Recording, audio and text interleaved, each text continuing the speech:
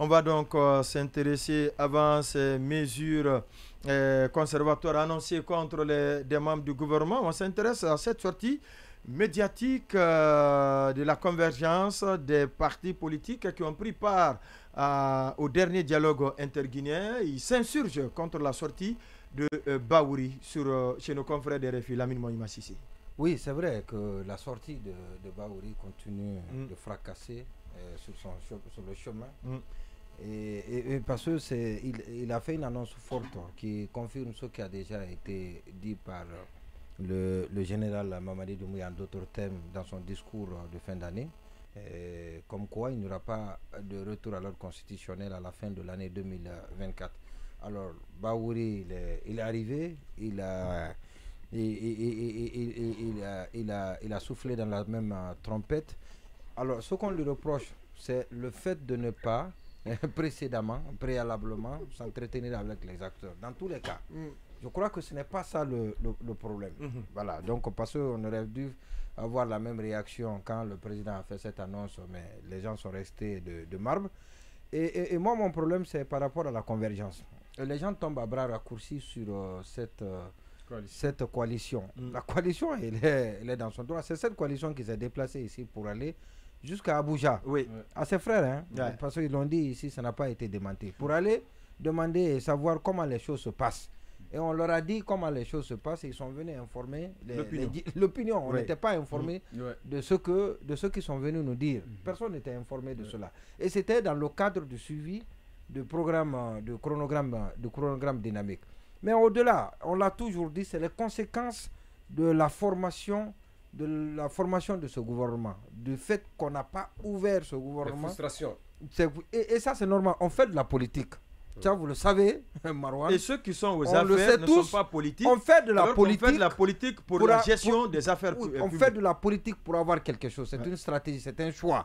Vous faites de la politique, soit pour gérer au sommet, en tout cas pour participer à la gestion, pour être associé à la gestion. Maintenant, quand on est de la trempe des Célous, c'est pour gérer au sommet. Quand on n'est pas de cette trempe-là, et ça aussi c'est un choix, vous voulez être associé. Et donc, il y a eu ce gouvernement qui a été formé et les gens avaient une position. Cette position également, c'est un choix qu'ils ont fait. Et donc, le gouvernement, on n'a pas ouvert le gouvernement aux acteurs politiques. On aurait pensé à cela. Tout le monde aurait parié que le gouvernement allait être un gouvernement, pas d'union nationale, mais un gouvernement qui pouvait prendre, voilà, d'ouverture, c'est le thème qui s'y est d'ailleurs, et qui pouvait prendre des éléments de certains partis politiques qui viendraient bien évidemment renforcer la conviction du pouvoir. Parce que cette conviction du pouvoir aujourd'hui, c'est de ne pas organiser les élections en 2024. Et ça doit être clair pour tout le monde. Alors, les conséquences, c'est que ceux qui ont accepté de venir au dialogue, qui ont donné un semblant de légitimité, qui ont donné une certaine légitimité au dialogue, ce sont eux qui sont en train de crier aujourd'hui, qui sont en train de respecter contre la junte. Et quand il va avoir, c'était la guerre des nombres à l'époque.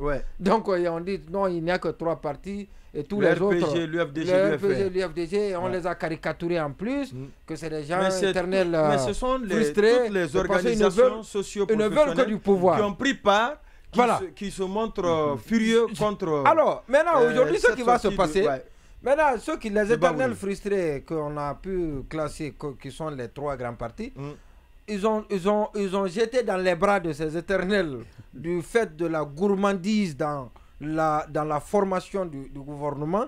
Donc les autres qui étaient à leur botte, malheureusement, et qui se ressaisissent désormais et qui se disent que voilà, donc ce qu'il faut faire... Mais est-ce que ça c'est seulement de la gourmandise? Oui, peut-être que c'est cela qu'il s'agit, parce que c'est le tout pour moi, rien pour les autres. Oui, mais c'est ça, il faut... Si tel est le cas, c'est de l'égoïsme. Voilà, justement, c'est le mot. D'accord. Donc, ils sont de l'égoïsme de ceux qui sont aux affaires. Alors, ils ne sont liés à rien. La chose publique appartient à tout le monde. Ils ne sont liés à rien. Et en plus, on parle là des élections. Il y a un programme qui a été établi. On a dit décembre, la transition doit finir en décembre. On annonce que cette année, il n'y aura que les élections, le référendum. Et même le référendum, là, ça pose problème. Et parce qu'il y a quelque chose aussi que M. Baouri, le Premier ministre, a dit dans son interview et qui semble vrai, c'est qu'on va partir sur la base de l'ancien fichier. Et quand on va sur la base de l'ancien fichier, on a quoi à faire avec Et parce que si le référendum est organisé sur la base de l'ancien fichier, si le référendum est organisé cette année, ça veut dire que ça ne sera pas sur la base de RAVEC dans lequel RAVEC on va tirer le fichier. Donc c'est l'ancien fichier qu'on va utiliser. Si on a utilisé l'ancien fichier pour une élection, pourquoi on ne peut pas l'utiliser pour d'autres élections?